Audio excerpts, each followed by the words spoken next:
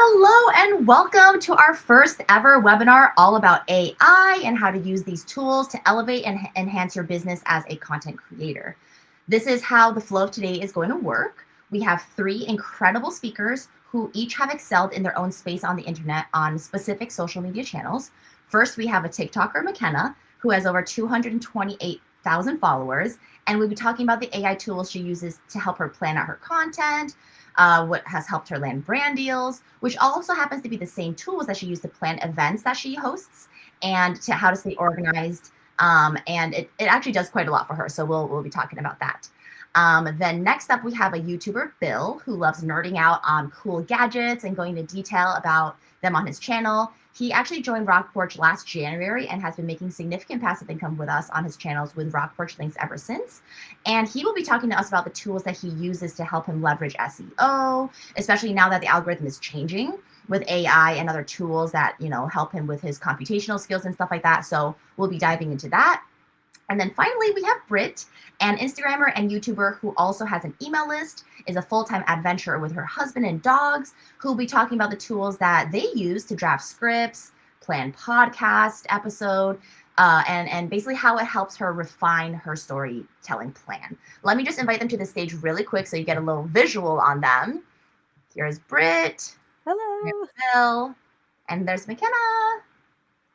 So you'll be seeing their lovely faces very shortly. So stay tuned. Okay. Well, they're lovely faces, not this one.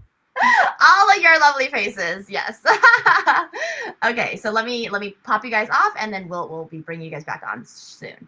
Okay, so how this event is going to work is I'm going to invite each creator, the ones that you just saw on the stage, and we will go over like super quick intro, then dive into questions specifically about the specific AI that they use for their platform and what they use it for.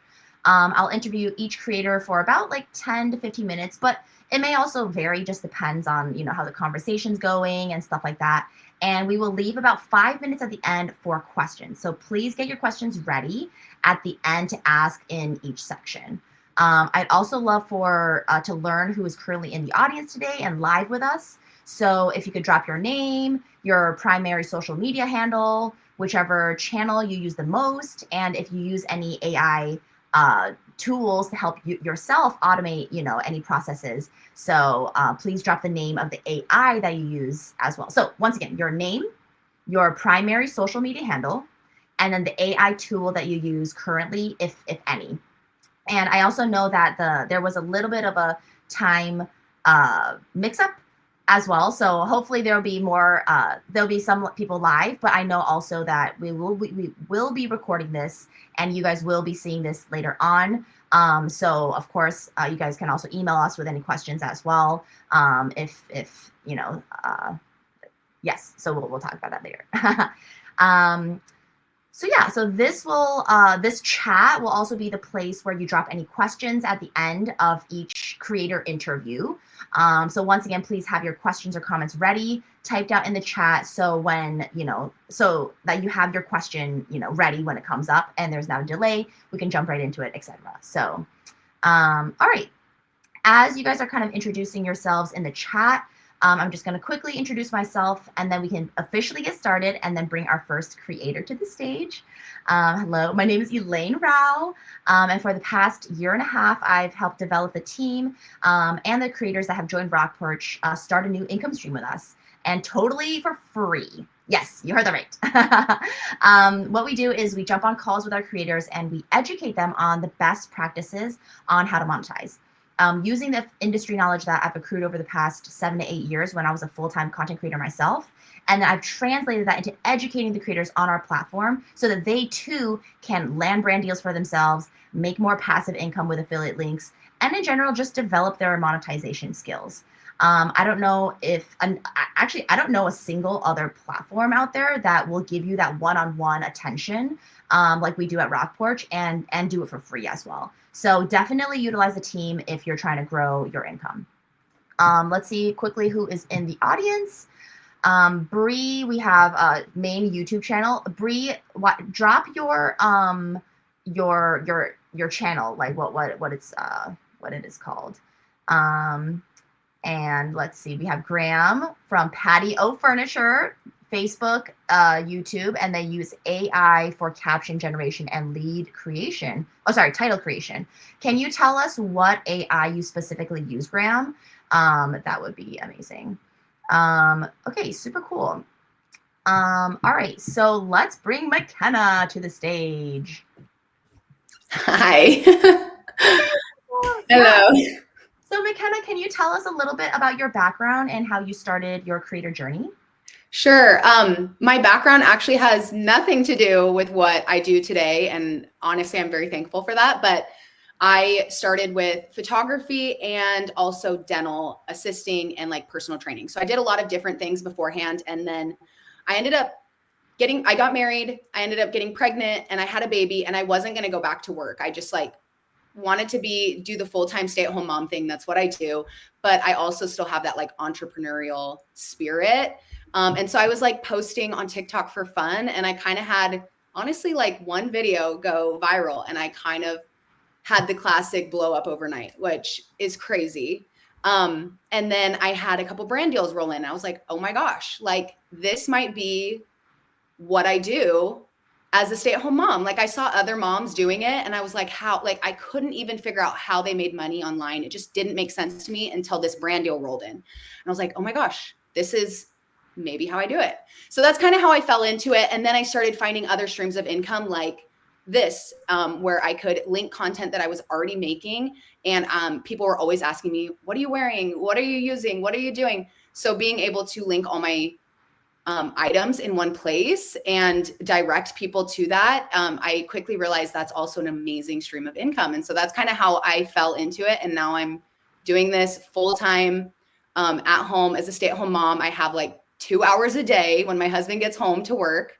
And I'm just like linking like crazy and editing my content like crazy and posting. And it's pretty wild that I can make a full-time income, if not more than a full-time income, working a couple hours a day as a stay-at-home mom. So hopefully that inspires a lot of you too, and inspires you to link your products and post and all of that. So yeah, that's how I got started. Yeah, I'm super curious. What was the video that went viral for you?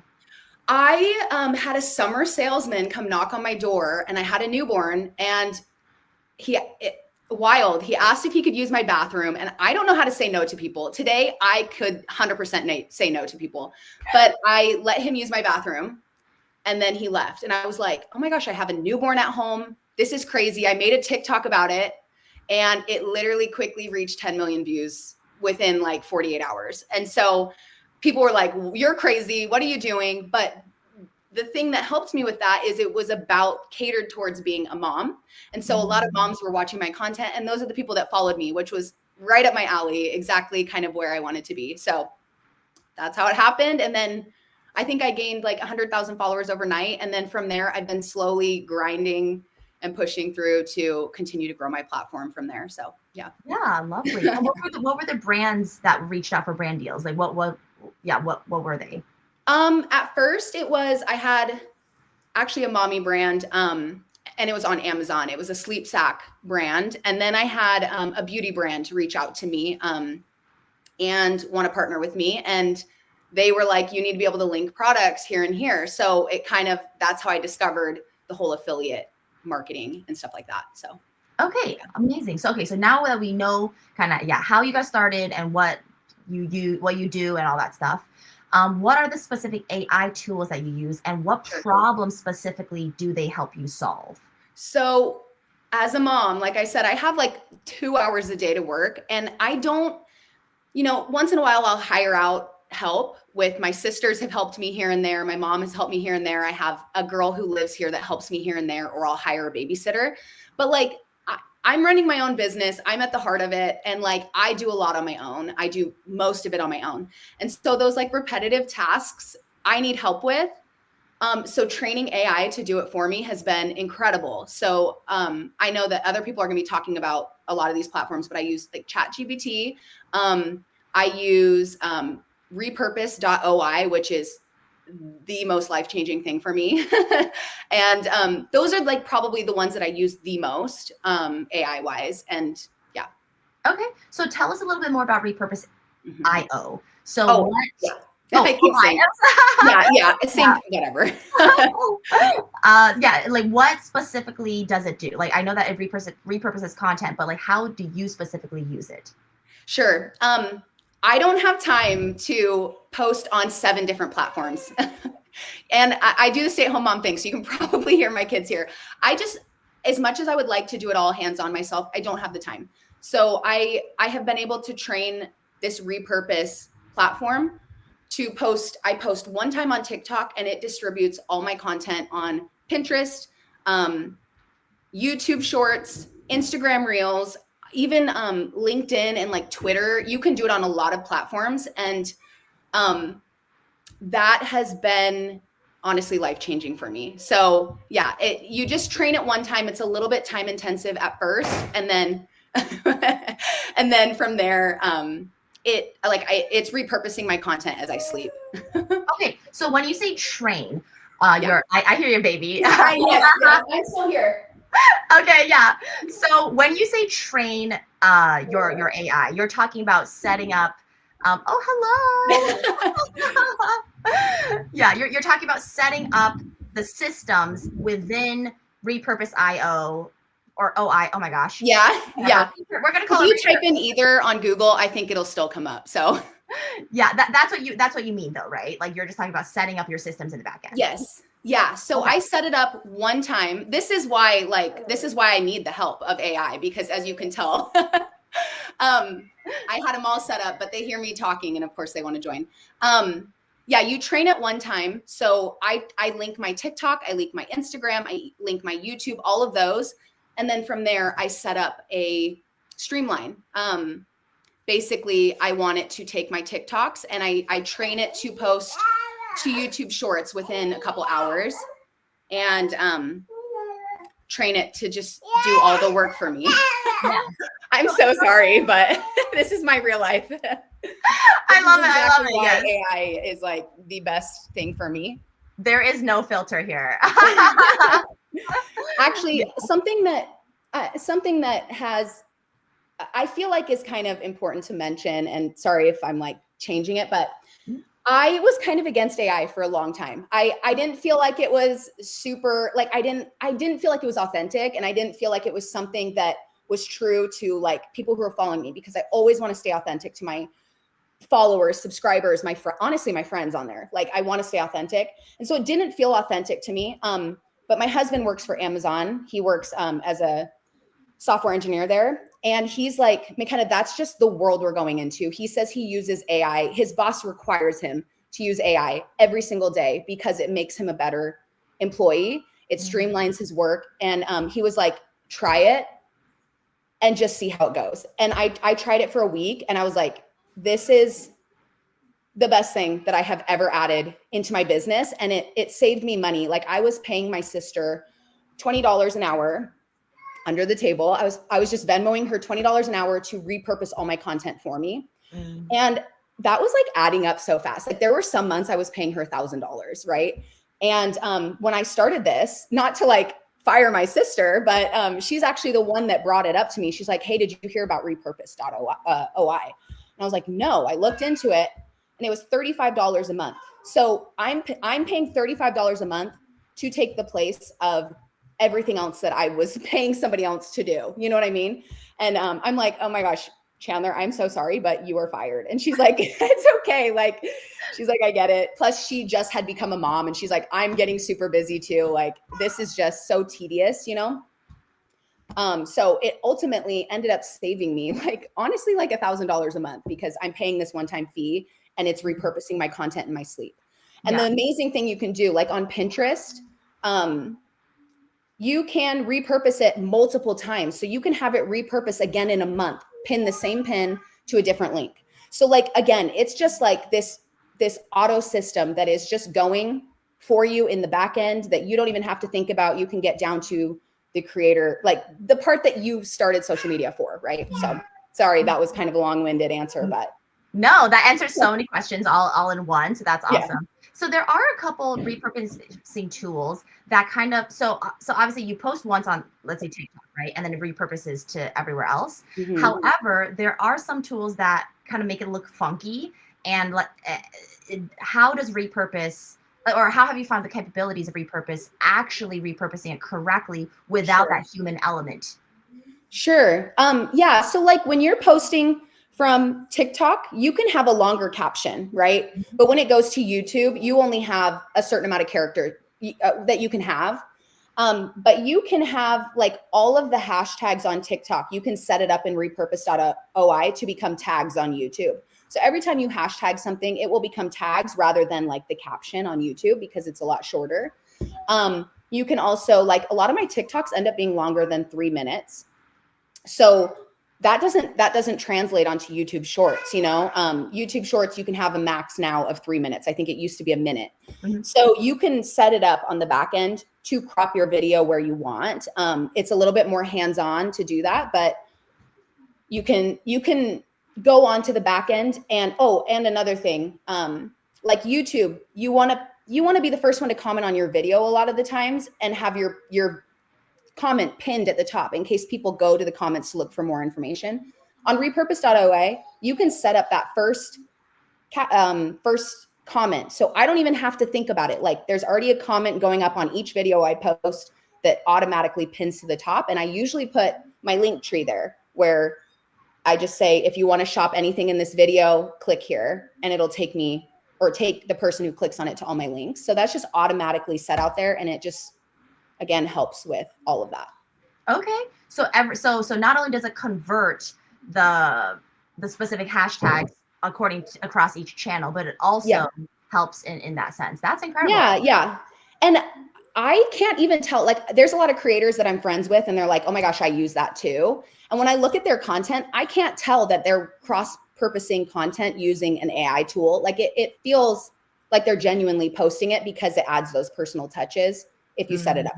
Yeah. So then you said on the back end, so let's just say you uploaded a TikTok, right? And then you're like, repurpose it to YouTube Shorts.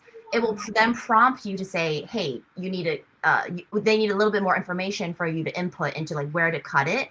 You can set it up that way. So there's multiple ways you can set it up. I have it set up automatically where I'm like, I just want it to crop at the 3 minute mark and post. Okay. If people want to see more, they can follow me on TikTok. So I don't have it prompt me, but you can, you can have it automatically upload to repurpose.oi, and you can go in and you can select crops yourself. Like, if you want it to crop after a minute because there's a good cliffhanger there, and you can add in go watch part 2, and then you want to make it a part 2, you can go in and clip it yourself. For me, again, that saves a lot of time right there, but I still don't have that time. So I just have it automatically go for me. And I actually have it repost to Pinterest 6 or 7 times using different links. So I want it to link to my Instagram. So one goes up linking to my Instagram, one post goes up linking to my TikTok, one to my YouTube, one to my RockPorch. I just have multiple links going up on Pinterest, and that also increases your link clicks, Yeah, definitely. So how has that also helped with your affiliate link revenue? It has helped a lot because I've never in the past had time to, I don't have time. As much as I want to be so hands-on, time is the most valuable thing to me over money. Even I was totally, a lot of months, way back in the day when I was paying my sister, I was breaking even when I was having her link products for me and having a video editor help me with my long form YouTube videos. It can be expensive to hire out. So sorry. And you were asking how it, repeat that again. I want to make sure I'm keeping it on. No, actually, there's some good questions in the already popping up. Let me just say. So, Bree said, you sold me. I'm going to check it out. I love that. I need an affiliate link for repurpose.oi because I'm always raving about it. Yeah. Okay. But here's another good question. Graham said, I have used repurpose in the past. Have you noticed any algorithm suppression from it? Good question. Okay. I have, and I have not. So on YouTube Shorts, I have not. On Pinterest, I have not. Honestly, with YouTube, here's the kicker. Okay. I have, on YouTube, you can make money, right, off of ads being shown on your videos. And with that, paying $35 a month, instead of paying somebody else to repurpose all of that for me, I'm actually making over $1,500 a month off of YouTube's AdSense. So it is 1,000% worth it to me to have repurposed.oi like each month in the bill, right? And sometimes I make more, like, you know how it goes, but so it's totally worth it to me. Now, Instagram, I haven't had repurposed.oi repost to my Instagram in probably 9 months because I did initially notice suppression on my videos there. And also I noticed that if I use the edits app, Instagram really likes to push out those videos if you use their editing software. So I have been downloading my TikToks, putting it in edits, uploading. And to me, I make the time for that, but everything else I have not noticed a suppression on. Okay, so basically just Instagram. And Yes. we had one more question. Is there a limit to how much content you can repurpose at once? I'm assuming there's package details, right? Yes, there is. And I think when I first signed up, it was $20 a month. So I actually think I'm grandfathered into the $20 a month where I can repurpose up to like 10 times on each platform or something like that. Crazy. I've never maxed out on what I do. I think that it's changed price wise, and I think it's $35 a month now, and they do have package deals. But yeah, I haven't looked at it recently since they've changed it, but I think they changed it like a month or two ago. Got it. Okay, cool. Yeah. Awesome. Again, though, I think it'd be worth it. Like, even if it's like a little bit more to have it repurposed a million times, I think it's worth it. Yeah.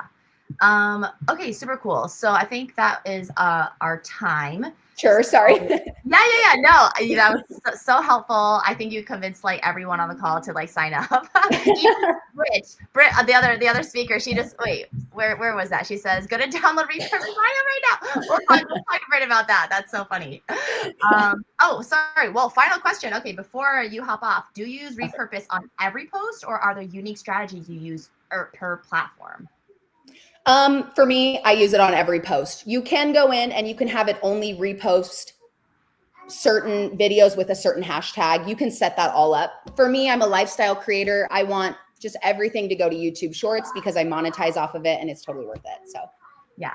Awesome. Well, thank you so much, McKenna, for your time. Yes, really appreciate it. All right. Bye. All right. We are going to bring Bill onto the stage. Hey, Hello, welcome. Bill. All right. If I'm not mistaken, you've been a full-time creator for the past 35 years. Is that right? No. No, I actually came from the corporate world. I was in engineering, doing vehicle development. I got to work on some of the most incredible projects ever done on this planet. To me, the 787 Dreamliner from Boeing, that was about 5 years of my life. And then some optical systems that were ridiculously complicated. So that's where I spent the majority of my life. I was with Zero Motorcycles for a while, developing, the best electric motorcycles on the planet. And when I left there, I decided I was done. I was done with the corporate world. I didn't want to do that anymore. I wanted to be in charge of me. And so that led me to actually kicking some ideas out under my Target Forge brand.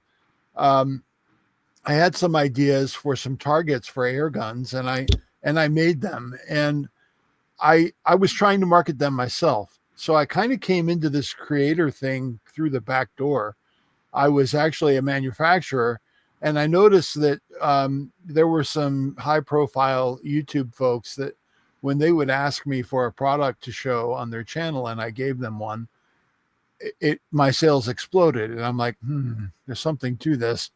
And that's when I decided that, hey, maybe I could augment this by also doing that myself and building that myself. So that's what kind of dragged me down this road. And that's where the Target Forge name came from. And then after that, I have since launched 2 more YouTube channels.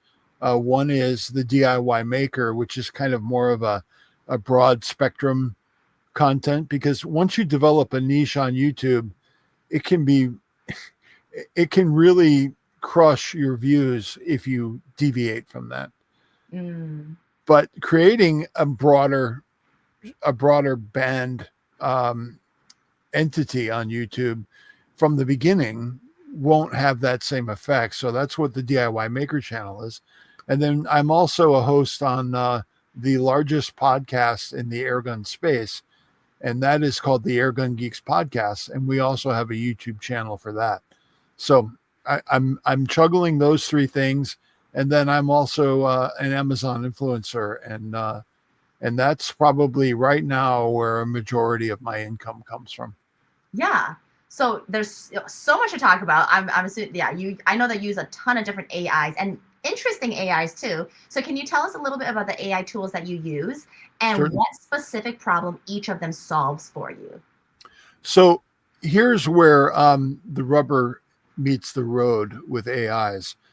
Up to this point, and I think this is going to change very soon, but up to this point, Grok was literally the only AI that had the ability to look at the internet right now. All of the other AIs, when we use the word train, we're not training AIs. We're doing setups, but the training is done on the data set that the AI learns from. And that's under the control of the creators. That's not us.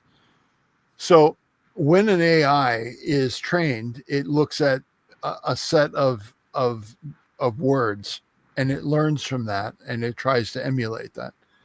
Now, with Grok has the ability to access the internet and get everything that's up to date right now. So when you ask it a question or give it a task, it's going to look at that current data set as well as historical data. But ChatGPT, although it's really good, has been limited to 6-month-old data. So there's a gap there. So when I try to be careful when I'm asking an AI the question, does this question leverage up to the minute information, or is it something that, if I'm writing a business letter, I really don't need to know what happened in the world right now. So I'll use ChatGPT for that. But for Grok, I want to leverage what is current, what is hot right now. Okay. The single most important thing that I learned with AIs is you've got to use them to leverage themselves. And what I mean by that is when you develop a prompt, and I use Google Keep to keep my prompts that I've created with the AI.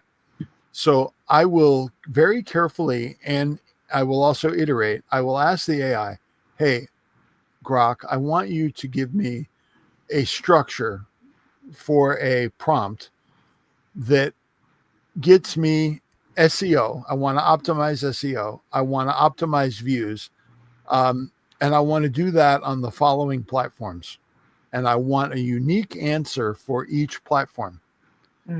So you go through that pain once, and you have the AI create its own prompt that you're going to use in the future. So you're not doing this over and over again. You don't have to remember, oh crap, I forgot to ask it to include my blurb about affiliate links and how it doesn't cost the customer any more money. I forgot that.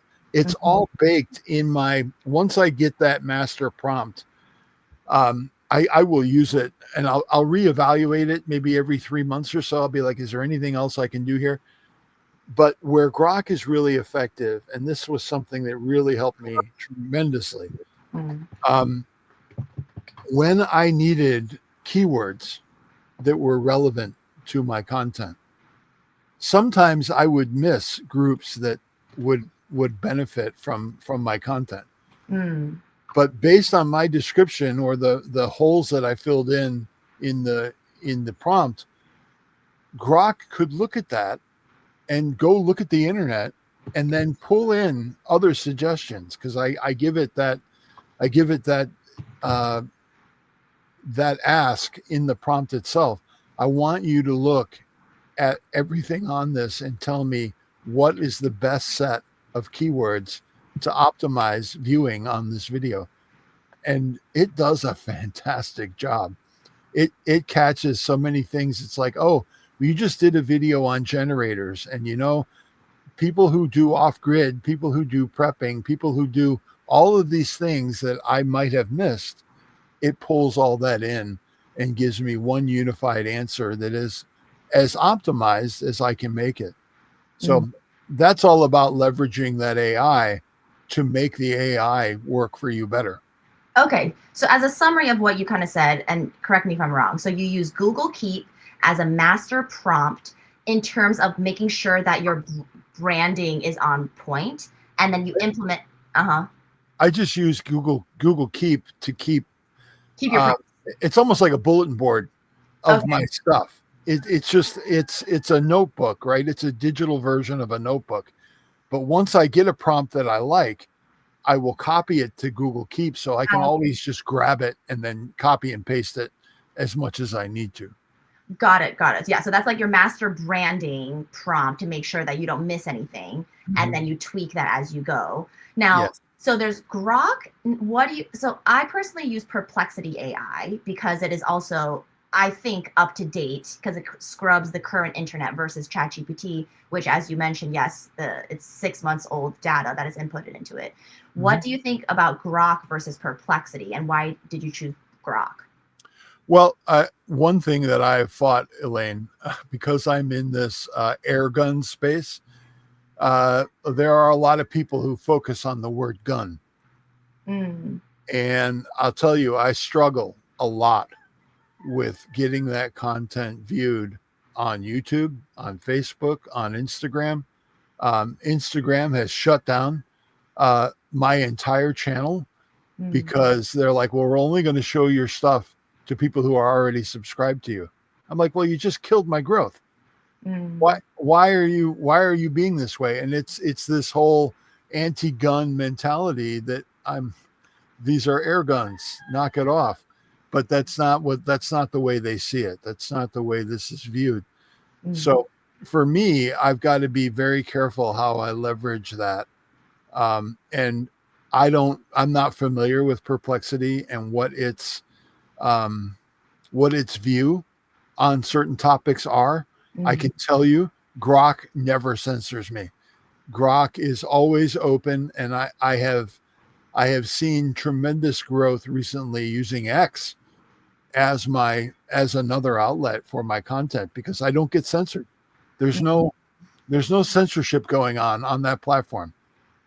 Whereas it's a constant fight with everything else. So I like Grok because I'm not going to get censored. I'm not going to get steered towards, don't shoot your eye out, you'll hurt yourself, or anything like that. Look, I'm a grown man. I don't need my handheld going down this road. But I haven't played with Perplexity. Yeah, is Grok a free tool like ChatGPT, or are there payment plans there? There is a free version of Grok. I think it's Grok 3 you get for free. But Grok 4, which is dramatically more powerful, right now I think I have it as a trial. Okay. But I think their goal is to sell you the access to it to get to the really good stuff. No different than ChatGPT. I mean, I pay $20 a month for ChatGPT because it has been unbelievably good at cross-cultural translations. And where that's important here is when we look at language, right? Language is not a very complicated thing for a machine to stitch together English to Chinese. But here's where it gets tricky. Making sure that you're culturally appropriate as well is something that ChatGPT does exceptionally well.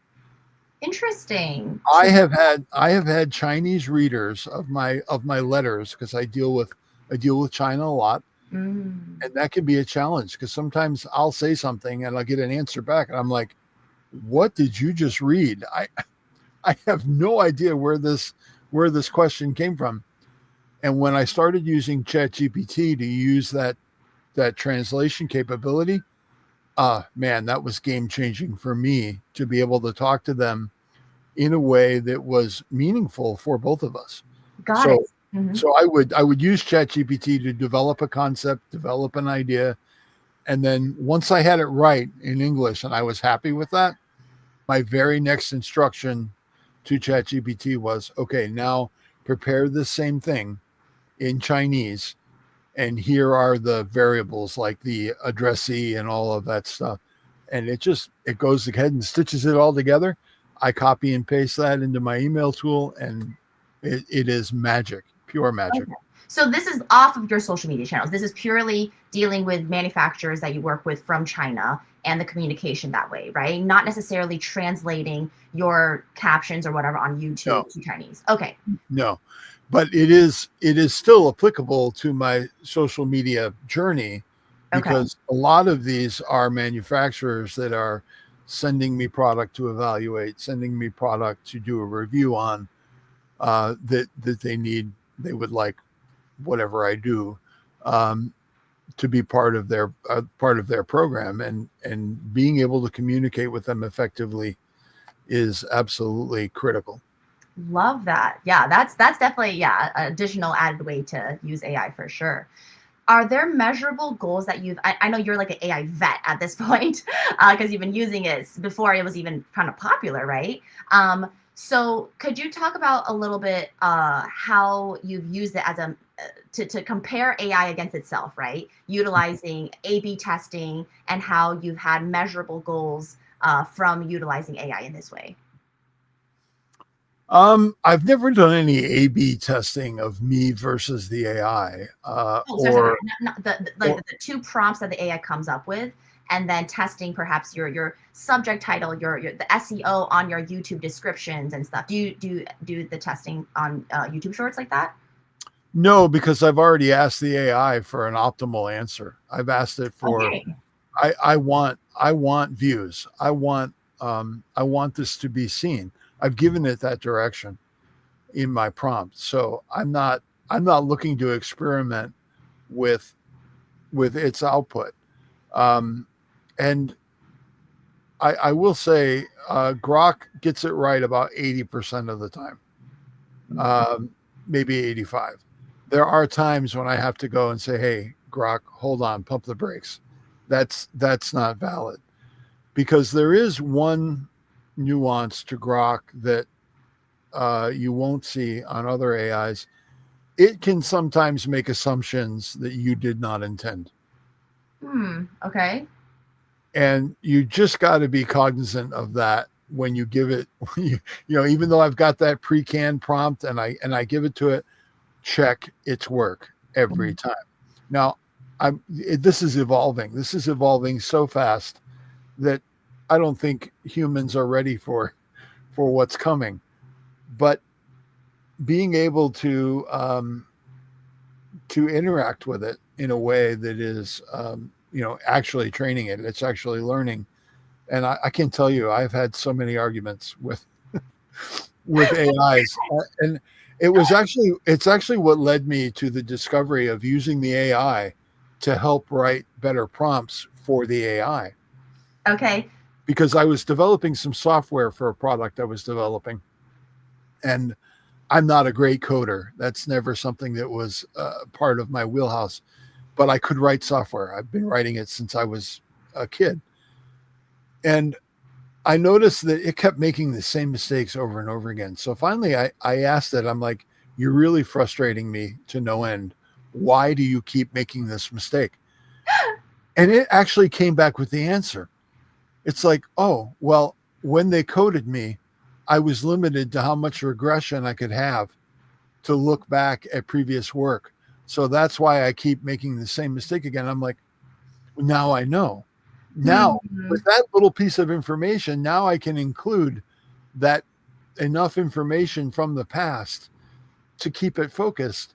And this was years ago, but now I'm just cognizant of using the AI to help me use the AI. Right. So then utilizing that, right? What are some structures or some strategies you would recommend for creators on how to prompt? Because prompting is probably one of the most important skills in using AI, because if you have a bad prompt, you get a bad end result, right? So talking about prompting strategies, how would you, I don't know, give some structure to creating good prompts? The key there is iterate, right? Come up with a prompt that you think is applicable. Like, what are your goals? What do you want this prompt to produce for you? Is it views? Is it SEO optimization? Include all of those things that you're asking for in the prompt, and then iterate. Give it to the AI. Let it take it and spin a structure for you for this reusable prompt, and then look at it, analyze it yourself, and say, well, this could be better. So go ahead and ask the AI to change that, and work cooperatively with the AI. Don't take the first answer it gives you and run. Spend the time to iterate and actually explore its capabilities, and I think you'll be impressed with what it's capable of doing, because it knows its capabilities pretty well, and it can help you game it really well. Okay. So And what that's you're really doing, the key to coming up with prompts that really matter. right. So you're prompting it, it's a conversation back and forth, and you're collecting all the highlighted prompts within like and basically adding them all up into one master prompt is how you're doing it. Yes. Okay. Incredible. And I literally have one master, because most of my content goes out on YouTube Hmm. and X. So I very clearly in the prompt, and again, Grok developed this prompt for itself. It delineates. It wants I want an output for X, and I want an output for YouTube, because they are very different animals. Hmm. Their algorithm is very different in the way it reacts. So a prompt that drives views on YouTube is not going to be as effective. The output of it is not going to be as effective on a tool like X. So being able to leverage the AI's power, Hmm. which is the adaptation of that goal, that's where you've got to be very clear, Yeah. and making sure that it delineates it, because you've already asked it in your prompt. I want you to give me an answer for platform X. I want you to give me an answer for platform Y, and it will do it. And then once it does it, then I'm just copy and pasting at that point. Um, and Love that. Hmm. it really I call it the slow roll. Hmm.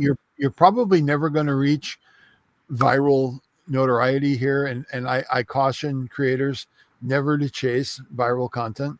It's great when it happens, but don't chase it. Just make your stuff discoverable for the future. And that's where that SEO optimization comes in. You want somebody that says, "Hey, I'm trying to do XYZ." You want to game that guy. That's the guy you want to get to find your stuff. So that gives us the evergreen content, right? The content that we do once and it continues to pay. And Hmm. that's what RockPorch has seen a lot of my financial contribution to RockPorch itself Hmm. is because all of the content that I've done on air compressors Hmm. sells air compressors. Yes. And all of those links are RockPorch links. So it's a tractor, right? It's just Hmm. continuously grinding all the time, but using the AI to optimize that search, Hmm. that's where the gold is. Yeah, so it's almost like a different way of using repurpose IO or whatever repurpose to then in because SEO in essence is almost like a repurposing because it does work with the algorithm to resurface your content and so on and so forth. True, So but SEO optimized for X is very different than SEO optimized for YouTube. mhm, So they yeah, are not they're not the same. yes, yeah, yeah, good, yes, we learned that today. So quick question from Grok before Grok. From Graham is we'll reach a point where this okay sorry Grok and ChatGPT have their own strengths, but do you think we will reach a point where this competition between AIs will drive deeper, more rich content, or will it become bland and uniform? Oh, Mm. I think it's going to get better. I think it's going to get better faster. I don't think it's going to get bland at all. And there was some discussion about AI regarding content creation, and you know, if I've got a video in my head that I want to do and I want a scene that would cost me a fortune to produce, right? I have to get costumes and actors and a site and a crew and all of that stuff to go out and film. Am I going to turn to AI for that? You bet I am. But it's always going to have that little watermark on it where it shows that, hey, this was created using Sora, which is ChatGPT. And I had a scene in a video I wanted to do about fire and our relationship with fire over time. And I wanted a prehistoric look at cooking over a fire. I had that in 10 minutes. How much would that have cost me to costume, actors, site, film crew, all of that stuff to go out and do? It would have been thousands of dollars. I got it like that for practically nothing. Mhm. So, is that the whole video? No, it's just a piece. Is it still genuine? Because it's still me. It's still, it's still me in the video. It's still me in the content. Absolutely it is. But being able to leverage these tools to create quality content, there's a lot of opportunity here, a lot of opportunity for abuse as well. But I don't think bland is going to be part of the future. Yeah, awesome. Well, thank you so much, Bill. Really appreciate your time. Your insight's incredible. We have to bring Britt to the stage, but thank you again so much. Yeah, thank you. Bye. All right, here is Brittany. Hello. Can you tell us quickly about your journey and how you became a full-time content creator with your husband and 2 dogs? Yes. So I've been a content creator since 2012. I was in university and I was studying history, political science, and I was like, am I going to go into education? Am I going to go into a law school? What am I going to do next? And I was doing a minor in digital communication, information, and media. And doing that, I got an internship. And the internship was for an accessories company in New York. It was an amazing internship. It was also a digital internship. So it was online. And 2012, this was like a very new thing. And basically, I was what we would call it now as a brand ambassador. But at the time, they were calling it a YouTube assistant because they had a YouTube channel and like they would send me product and I'd film things around campus and then I would send them the files and sometimes help them edit it together. I would sometimes go into the city and help film stuff, things like that. But I was like, one day I was in the office and I was like, hey, there's a new app. It's called Instagram. And your audience and your target audience is college kids. And that's where we all are. Like, we're all downloading this new app called Instagram. And the person I was talking to was like, okay, do it. It's yours. And I was like, oh, all right. So I started doing an Instagram for this brand. This is 2012. This is like, businesses don't have Instagrams yet. So it's just kind of me posting things about the over-filtered products of theirs around campus. And it started doing really well. And it sparked this idea in my head that, hey, every brand needs an Instagram. And hey, I think I can work from anywhere. I don't think I have to be in an office to work. So law school off the table. I was like, I don't think that's going to be for me. So college me started going around town and getting the local bars and restaurants to let me make them Instagram accounts. So I built an agency. I was specializing in hospitality. I slowly got more and more and more clients and built out a whole marketing agency. Yeah, so that was pretty cool. So that's where I started with that. Before your time. Yeah, like way before my time. So let me tell you, underpaid was a real thing. But then I was like, hey, I want to travel the world. So I ended up selling the agency and I backpacked around Southeast Asia. While I was in Southeast Asia, I was like, hey, I think I can probably work from here too. So I started doing content creation exchanges for stays, for tours, for everything else. And that slowly started building as I started making just connections and networking within the industry. And then COVID happened. And I had 36 clients in 24 hours tell me, we don't know, the borders are closing. Like, what are we going to do? And I'm like, it's okay. We'll figure it out.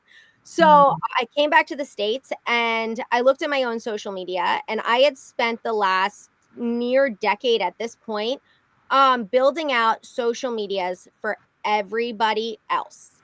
And I looked at my own and I was like, well, shoot. I've built all of these people, all of these followings, and I have not built one for myself. And now I'm kind of left here with nothing on the plate. So for the last few years, me and my partner have traveled around Southeast Asia, have bought a van, drove up to the Arctic Ocean and down through Baja, Mexico. Right now we're in the Pacific Northwest, and we have been building out our own platforms while also working and creating content for tourism boards, brands, mostly outdoor brands, restaurants and bars, as well as,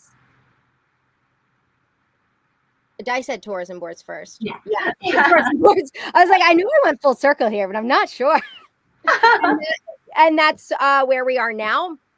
And I use a combination of AI software because we are on YouTube, TikTok, Instagram. We have a podcast called Rangers Travel Podcast that is on Spotify, Apple Podcasts, anywhere else you get your podcast, for everyone else. So there is a lot of content going on, and I was fighting burnout because I was writing so much. I was creating so much. At the end of the day, there's very little to give. And that's what I had found in my business before as well, except AI wasn't as prevalent then. So I just had to kind of let some things go. And I've been using AI so that I don't have to let some things go, that I can build out my own brand while also creating for clients, so I can have more of a balance, if that's what you even want to call it. But it's been my writing assistant, and I've been using ChatGPT, Opus, and I think those are the main two I use, is Opus and ChatGPT. Okay. So tell us a little bit about what Opus does. Okay. So Opus is good, but it's not great. It's not going to automate everything for you, but it's a really good launching point, I have found. So Opus takes your long form content and uses AI to edit it into short form content.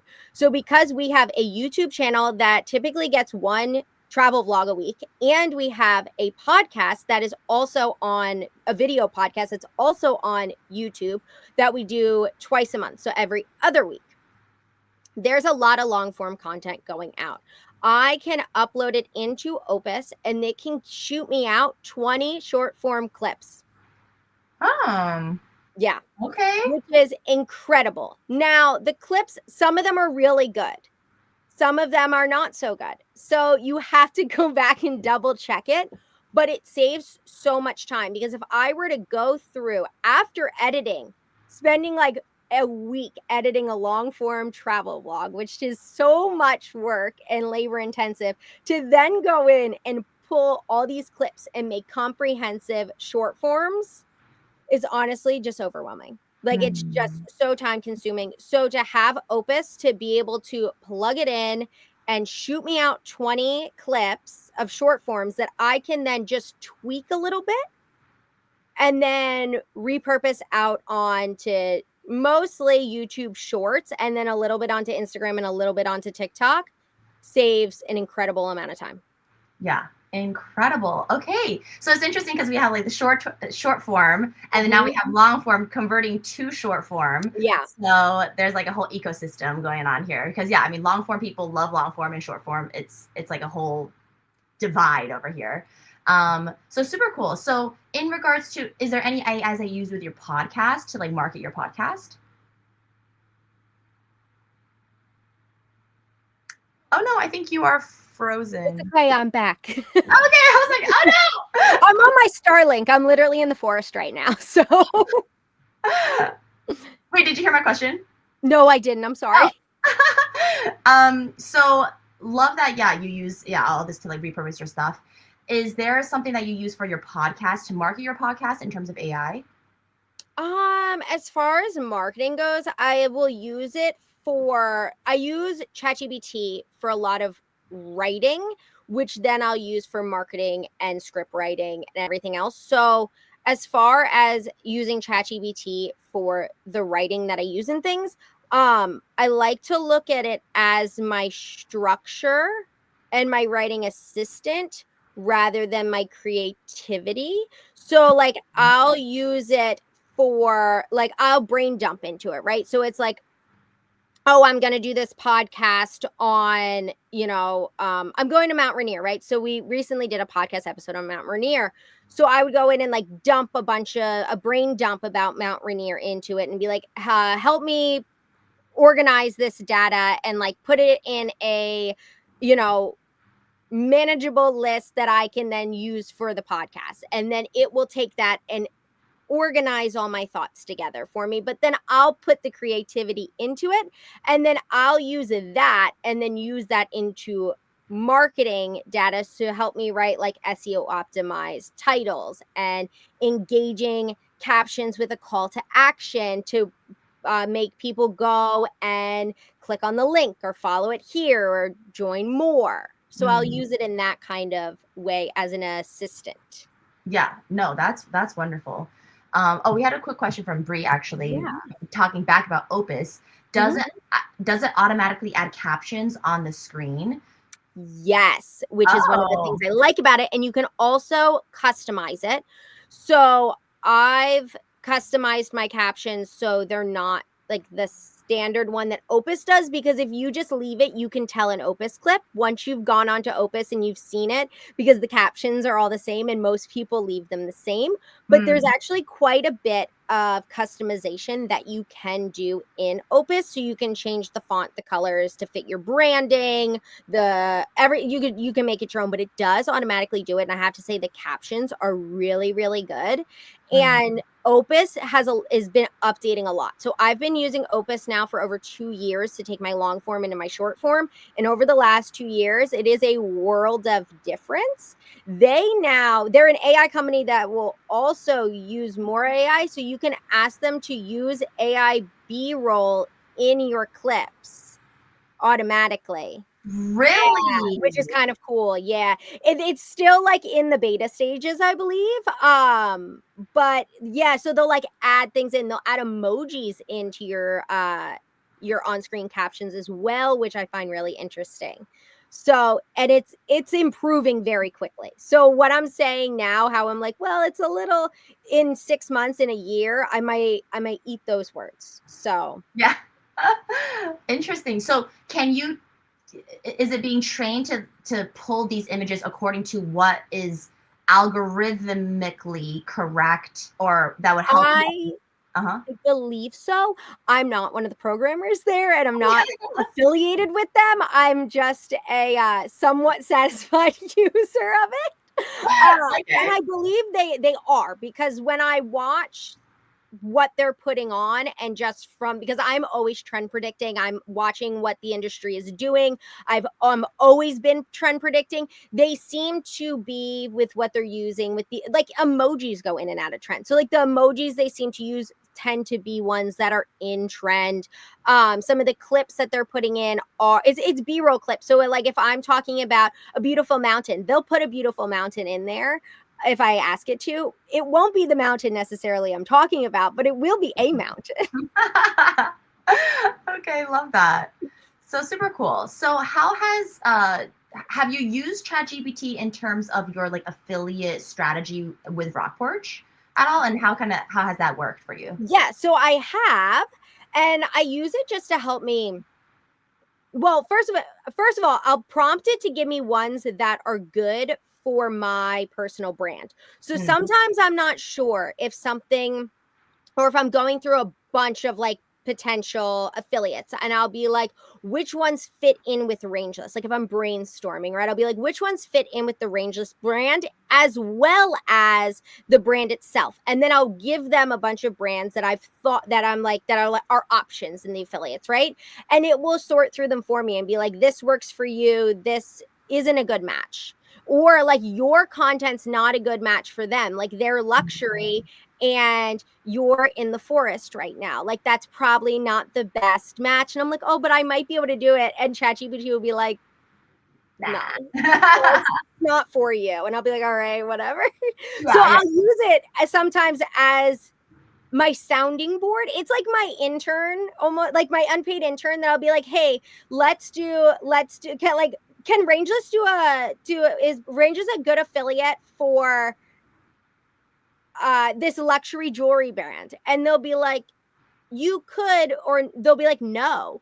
And then but then it'll be like, oh, this is a sustainable jewelry brand. Do you think Rangers would be a good match? And it will be like, yes, the sustainable aspect in this business fits well in the sustainable aspect of what Rangers promotes. So yes, you are a good fit together. That may be one that you would like to incorporate it into your content. So sometimes I'll use it for that, just to make sure that it is a good fit. Yeah. Love that. Okay, super cool. Well, we're out of time, unfortunately, but seriously, thank you so much for your insight. I'm going to pop you off real quick, but yes, definitely. Yeah. And yes. Bye. Okay. So yes, a big thank you to all our creators that participated in this AI webinar, bringing their tools, expertise to the table. We love it when our creators uplift each other and tear down the gatekeeping to, educate each other on best practices. So thank you all again for attending, sharing your knowledge. This webinar is recorded and will be going out to you via email for you to watch. So also stay tuned. Oh, wait. Hey, Martha. I'm here for a reason. Oh, sorry. Wait, let me finish with this one thing. But yes, stay tuned for our next webinar, which is going to be SEO related, which is going to be happening September 7th at noon Central, all about beginner SEO for all the different channels that you are on. So we'll see you there. And this is Martha for marketing. I'm here because we had a little snafu. If you'll notice, we've had some new people join us right at 1 o'clock. That's because that's when we told everybody the webinar was going to start.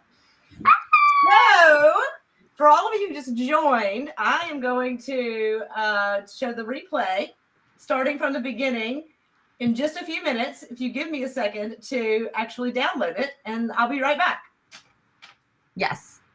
And I mean, if Britt and Bill, let me add you guys to the stage. If you guys have time for this next hour, if you guys want to answer any questions in the chat that they have for you guys and what you guys talked about, feel free to stay. But I don't know, up to you guys. I'll be around, so if anyone has any questions for me, I can ask them or answer them. You can ask them too. I can ask them too. I don't know. I'm up for learning as well. Yeah. Yes. Yeah. And then Bill, yes. Yeah, I can hang around.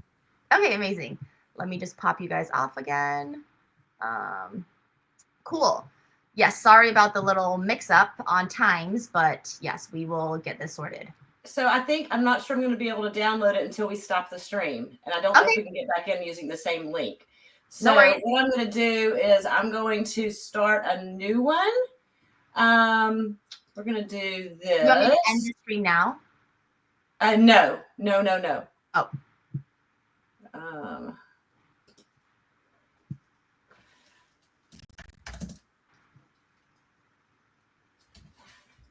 Well, since we're waiting, I'm going to pop Britt and Bill back on just for funsies. Why not?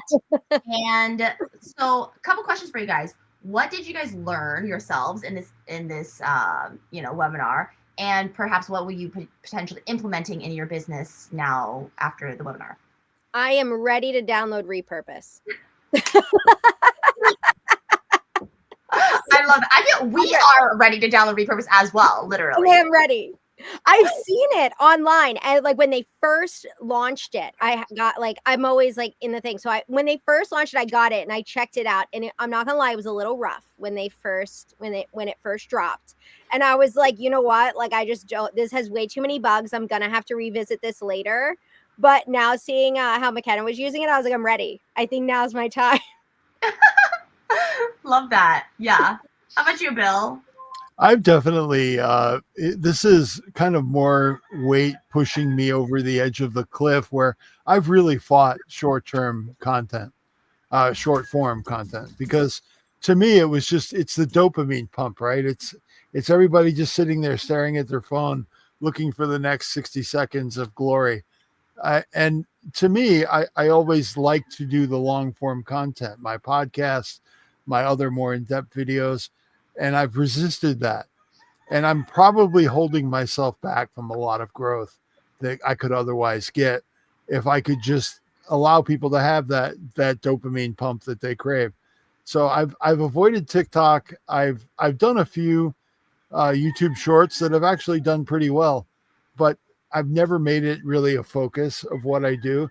And I think I need to come around to a new way of thinking there. Maybe you need to download Aura, was it? Opus. Oh, Opus. OPUS. OPUS. Yeah. I have used, because there's actually right here in StreamYard, because that's where we also record our podcast. There are tools within StreamYard for actually parsing out segments of your recording. Mm-hmm. And I have used them, and they've done actually pretty well. So I'm going to have to revisit that and explore it. But right now, my Amazon content is literally consuming about 110% of my time. Fair. I always say, though, you make the content once, you might as well use it as many times in as many ways as you can, because you put the hard work in already. I agree.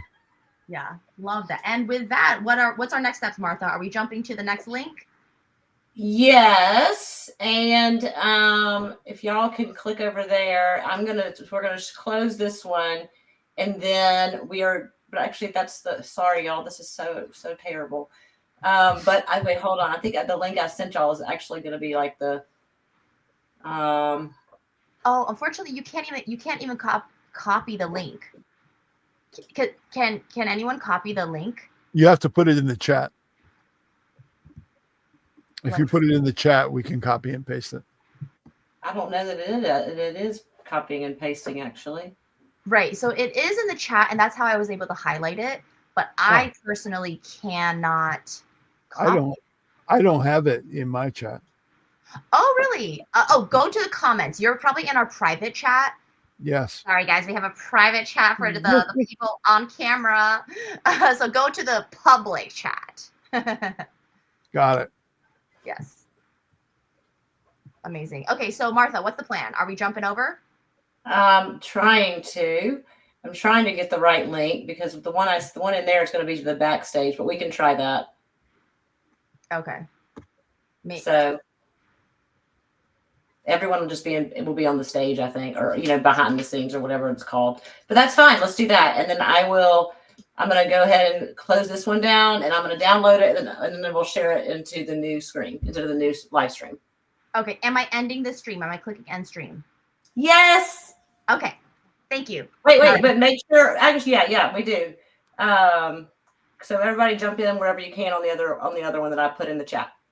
Okay, we'll see you at the next. And if y'all can't get in there, then we are going to send it to you, and you can watch it, because it's been awesome, and you're going to want to have all the info. Seriously, you guys have been incredible. Like, yeah, I really, really appreciate your time. And yes, we'll see you at the other one. Okay. Bye.